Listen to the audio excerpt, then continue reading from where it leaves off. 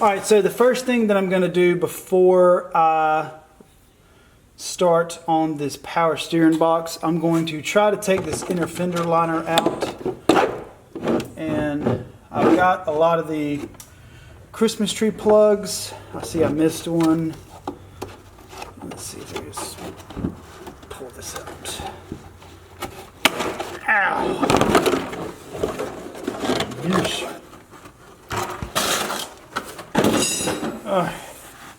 So now I can see the lines right up here. Right, so here's the lines right there. So I'm going to go ahead and take off these 3/4 inch bolts.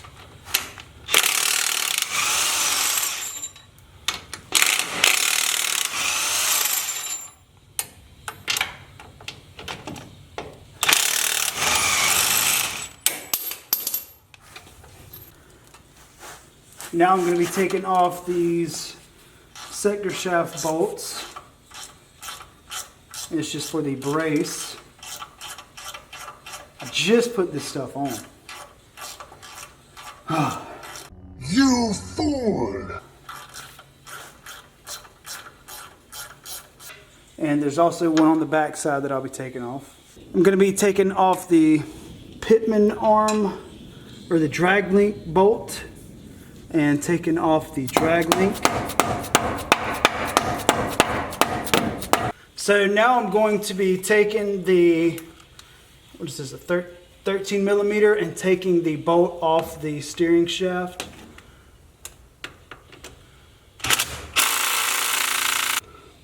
So you can see I have the steering shaft disconnected from the steering box, and now there's two lines, one there and then there's one right there, and they're 18 millimeter, and I'm going to take those off. And I also put a box under here just to catch any of the fluid.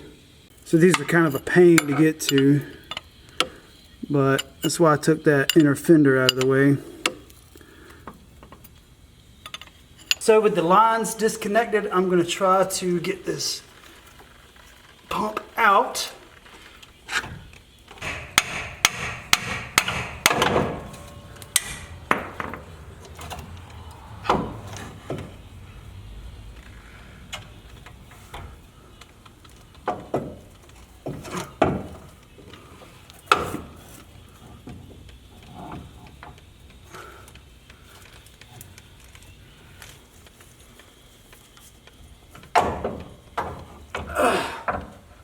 Come here, baby. So I'm going to try to get this pitman arm nut off. Probably should have done this on the vehicle.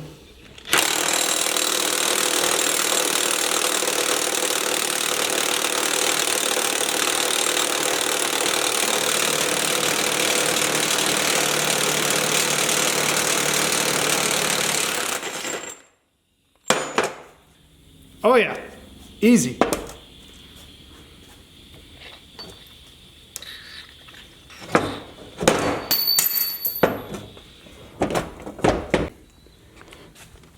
So here is the new steering box. This is the steel steering box, and I got the pitman arm off. A couple of hits with the big hammer. Came right off, but everything's here. Everything looks good. I'm probably going to wait to put all this stuff on until I get it on the Jeep, just so it's a little easier getting up in there. So yeah, let's get this on the Jeep. And I did tie the steering wheel off, that way it won't spin or anything. So if you start doing stuff with the steering and the steering box and this starts to spin, you can actually break your clock ring in there if you don't get the steering wheel just back right. So that's why I've got the strap on there, that way I know it won't turn. So I have one of the bolts started, and just so you know, if you have the Steer Smarts bracket and you decide to change your steering box to a steel one like I'm doing, you have to not use the long bolts and go back to the short bolts that came originally with the kit. So luckily I held on to them. I didn't know I was going to be doing this, but always keep all your bolts. So putting some Loctite on these. And go ahead and starting it. Alright, so I got that one started. Now I'll get another one started. Get some Loctite on that. Alright, now I just got to get one more started. And then we can go ahead and zip these on. I'm not going to torque them down just yet until I get the other parts on. So now I'm going to reach back here and get these hoses started.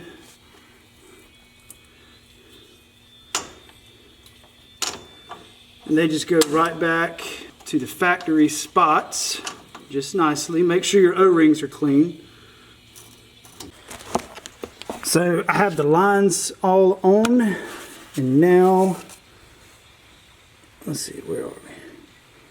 So I'm going to get this lined up.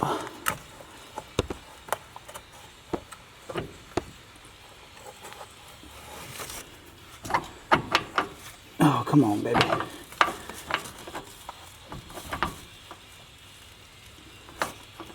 So you have to line this up perfectly. You see the bolt indentation right there by my finger? That's got to be lined up with the bolt that runs through. So probably gonna have to take two hands for this. So now I'm gonna get the sector shaft bearing brace bracket thing. I went ahead and put some anti-seize all over everything. I'm just gonna send this up with my mallet. Where's my mallet?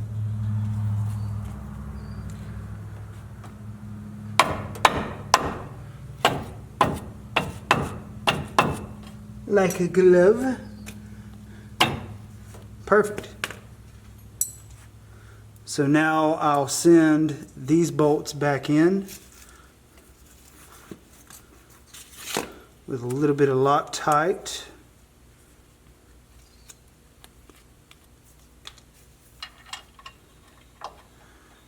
Now I just have to do the one on the back. Now I just have to put this back in, the drag link here.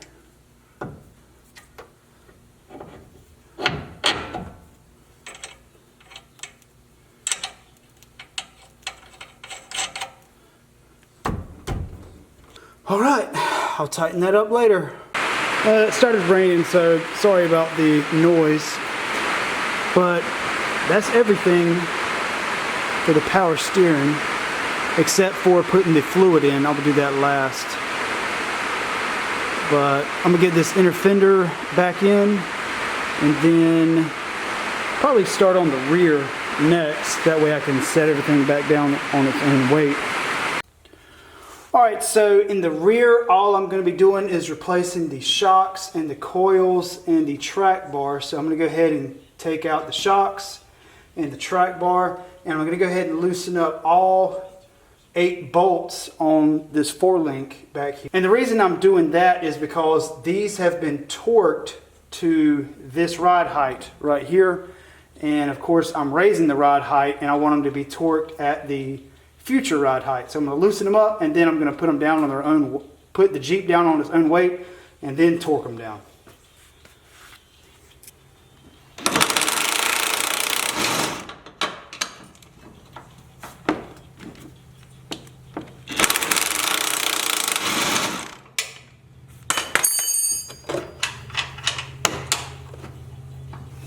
So before I drop the axle down, I'm going to go ahead and put on the new brake lines from Jock. They are extended, and these are already getting close to tight, so I don't want to put any unnecessary stress on those. So I'm going to take a 15 millimeter, go ahead and make a huge mess.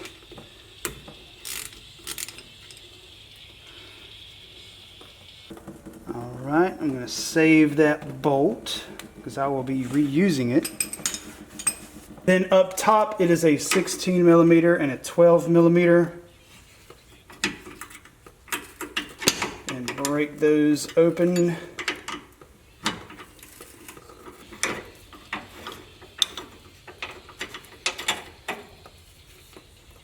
And drop these.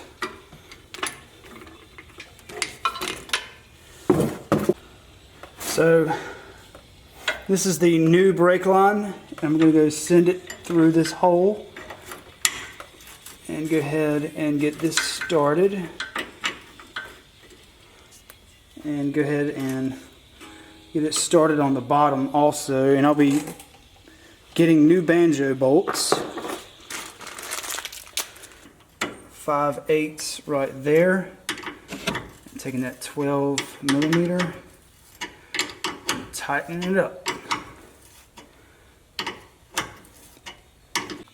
So then I'm going to take these new little plastic pieces and just feed those on. Just to kind of hold those. And that's it. And then you have to just bleed the brakes, and we'll do that after. So now I'm going to drop the axle down very slowly.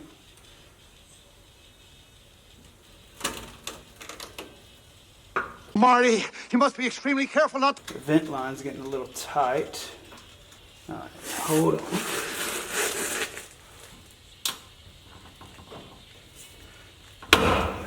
There we go.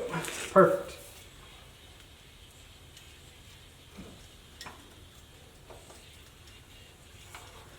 All right.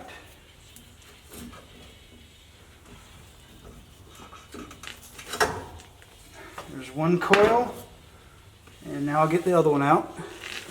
So the springs that I'm going with are the Jock dual rate 3.5 inch springs, and they both have the same part number, so I know that there's no passenger and driver side, so that's good. So I'm going to slap these in and then pick the axle up so it holds them. So I'm in the death zone here. I'm going to get my isolator. There's a hole where this tab goes up, and I'm going to find that, and hopefully it'll stay. So I'm going to put this on top of the spring here, just like that. Now I'll slide this up. Ow! Stupid sway bar.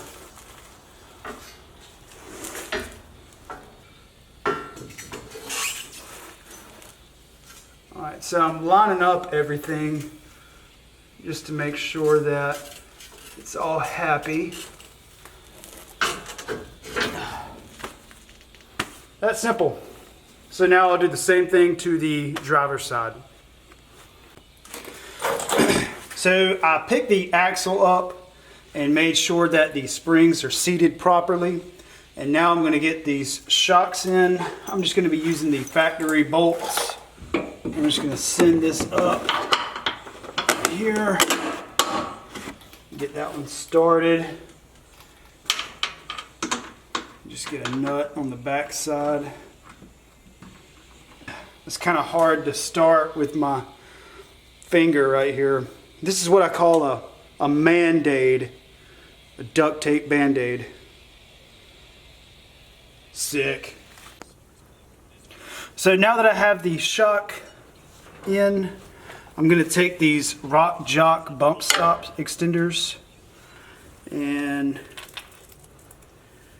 show you how these go on. So it comes with some grade 8 bolts that you just pop right in the factory holes, and then you just start the nuts on the bottom. And so what's cool about these is you get to use your existing bump stop from the factory, and this way I know that I won't be destroying my fenders with the 37s if I go wheeling. So I'll just start this back side and I'll get these torqued down and then we'll get that track bar in. Alright, so I have the wheels and tires back on. I have the Jeep sitting on its own weight, and what I like to do is just measure where I'm at here. Let's see, I'm at 33.5 inches. And then I like to measure the axle, the center line of the axle.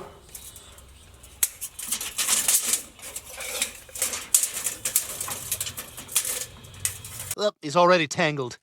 Half of 53 inches is what, 26?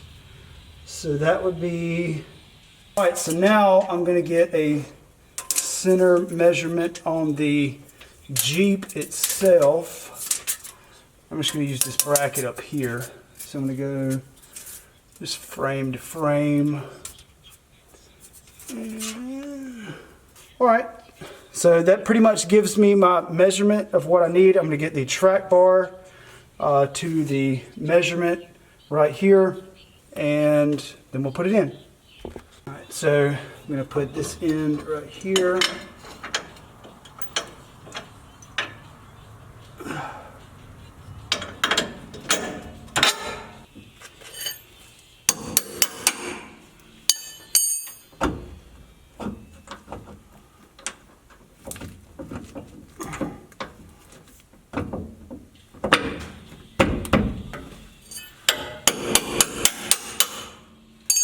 Piece of cake.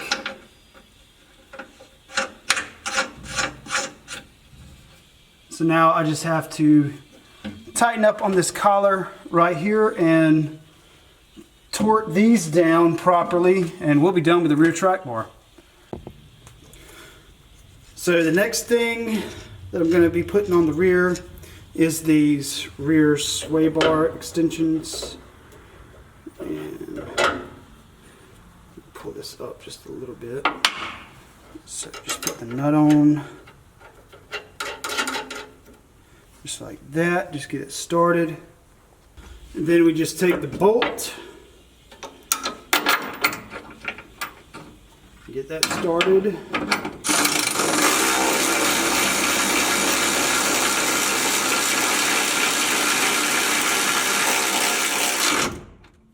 All right, now I just got to tighten up this bottom one and get the driver's side done. So now that I've got the rear all buttoned up, I've made my way to the front, and I'm just pulling some measurements, just trying to get the Jeep centered on top of the axle and the suspension. And it looks like my track bar is pretty much going to be the same, which is fine with me. I didn't want to go any taller with my lift. I just wanted to go smoother.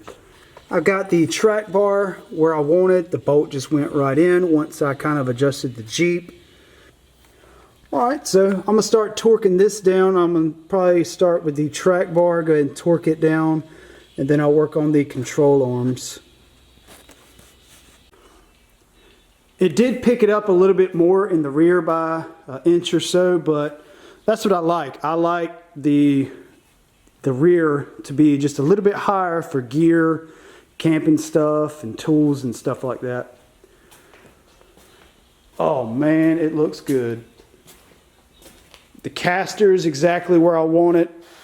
The wheelbase is where I want it. I'm tickled. I am very, very satisfied. The next thing that I'm going to put on is this drop-down bracket kit from RockTrix for the rear drive shaft. So I'm not going to do drive shafts just yet. I'm going to try to get a little bit more life out of these, out of the rear drive shaft by using this. And what I'll show you how this goes on and how it will extend the life of the drive shaft. So we're up under the Jeep here. This is the carrier bearing for the rear drive shaft. It is a 16 millimeter socket that I'm using.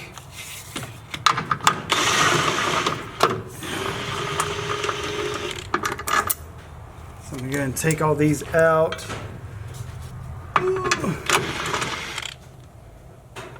Hopefully that'll stay right there. So now I'm just going to take this RockTrix drop down bracket and put up here. and pick everything up. Hopefully it'll go right on in.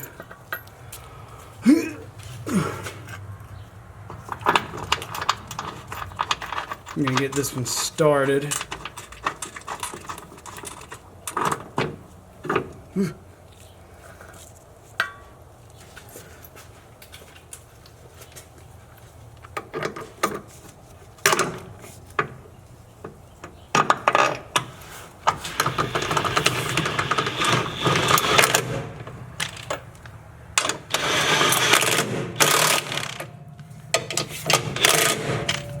Alright, so got those torqued down and that's it. So all this pretty much does is just, it lessens the extreme angles for the rear drive shaft. If I had like a one-piece Adams drive shaft or something, I wouldn't have to even worry about this, but this is just kind of a $35 temporary fix. You know, this Jeep isn't a dedicated rock crawler, so this will be fine for right now. Alright, so the Gladiator looks good. Let's see if it drives good. Hopefully it does. I haven't driven it yet on the gears. So whenever you do gears in your Jeep or any other vehicle, you need to brake them in. And that's probably about the first 500 miles. You don't need to tow anything. You don't really need to do any hard pulls. So probably not going to be towing or doing any hard pulls with this anyway. So we're just going to take it easy and hopefully it'll drive good. Alright, so it is a little bit taller.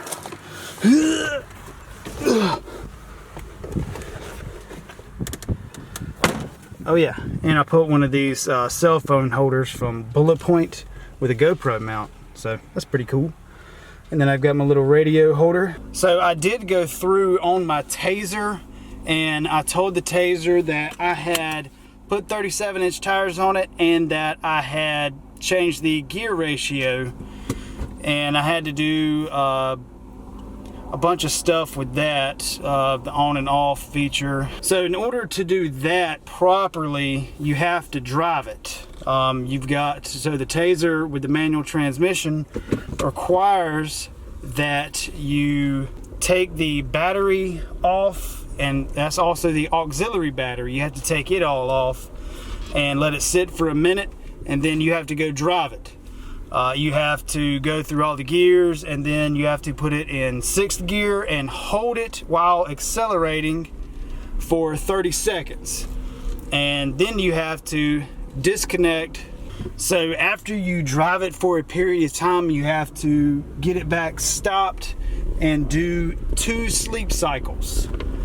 And then what you do is you do, I think you do like a reboot, and then you have to do another 2 sleep cycles. So it's kind of a lot, but that's what I'm doing right now. I'm going to get this thing up to speed, and then I'm going to just hold it in 6th gear for 30 seconds. So driving this thing is really good. Mind you, I haven't had an alignment or anything done. I just did the alignment at my shop, and the steering wheel's straight. It's tracking straight. There's no weird vibrations.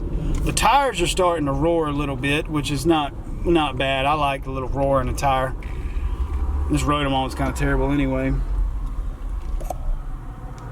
I can already tell that I have the Bilstein shocks on because it's a little bit stiffer of a ride, and I don't mind that a bit.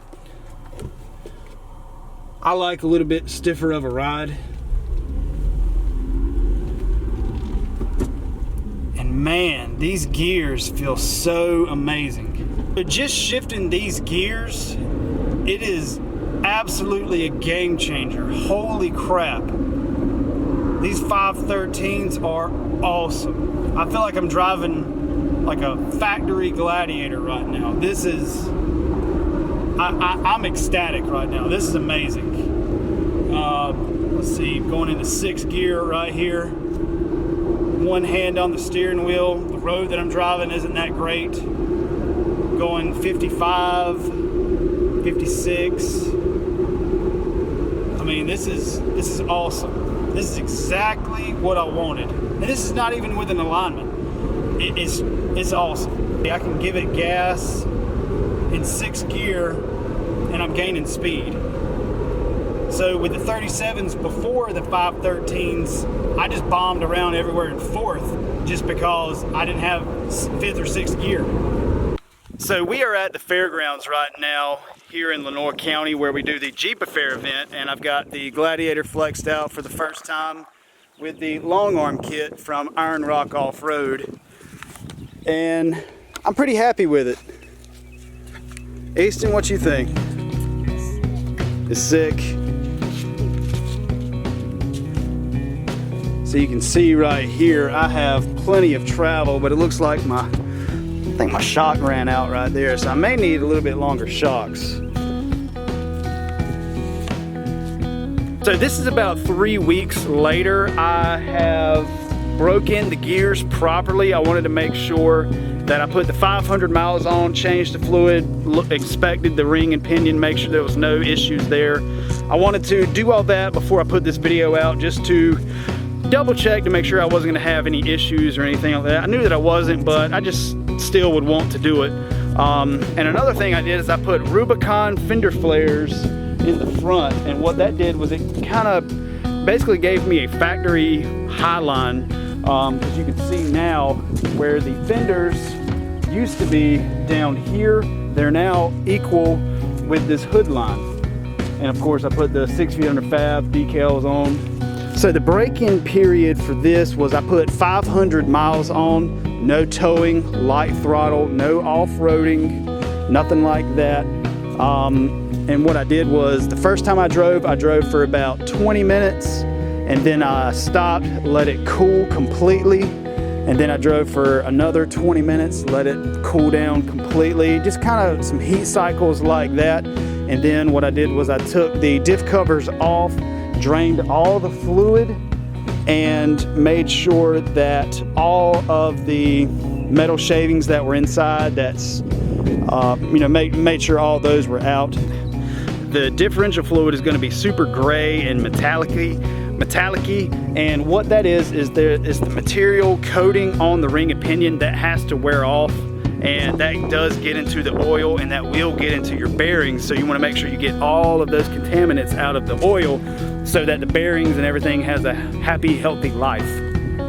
Alright guys, that's going to do it for this video. I really appreciate you watching me put on the long arm kit on the front of this Gladiator here. I'll probably be doing the rear sometime, but I don't know yet. I really wish the rear had a little bit more flex, to be honest with you, but I believe the Mopar arms in the rear will do just fine for what I needed to do right now. But anyway, make sure that you are subscribed, and please like and comment on this video. It really helps out the algorithm and everything like that of the YouTubes. When we hit 1 million subscribers, we'll have a party. What kind of party? Probably a YouTube party. A YouTube party? Yeah. So you want to hit 1 million subscribers this year? Yeah. Alright, we'll go for that. We hit 10 million subscribers so we could get the diamond play button. Oh, alright. Well, you heard the man. Make sure that you are liked and subscribed. Thank y'all.